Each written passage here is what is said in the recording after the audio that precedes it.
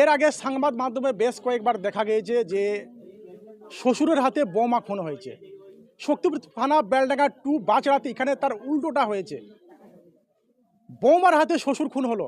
গোটা ঘটনাকে কেন্দ্র করে বেশ এখন উত্তেজিত। আসুন কিভাবে ঘটনাটা ঘটলো আরো বিস্তারিত জানাই। আপনার নাম? আমার নাম উর্মিলা বিবি।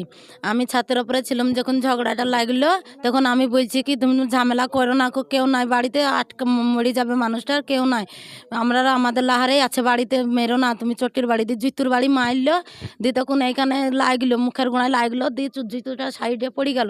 তারপর আমি কাঁদতে লেগে গেছি, সবাইকে ডাকছি কে কত আছে দৌড়ো গো, মরি গেল গো। তাই বুঝছে তখন বুঝছে কি কে আসবে আয় না, তাই বুঝছে তুমি ছাতের উপরে 4টি সিঁড়ির উপরে নামতে তো আমার টাইম লাগবে। আচ্ছা, যখন ঘটনাটা ঘটলো বাড়িতে কি কেউ ছিল না? বাড়িতে কেউ ছিল না বাড়িতে কেউ ছিল না, খালি আমার বড় শাশুড়ি যেটা স্বামী মরে গেছে ও মেয়েটা ভয়ের জ্বালায় ঘরে লুকে আছে, আমি ছাতের উপর আছি দিয়ে আমি বলছি কি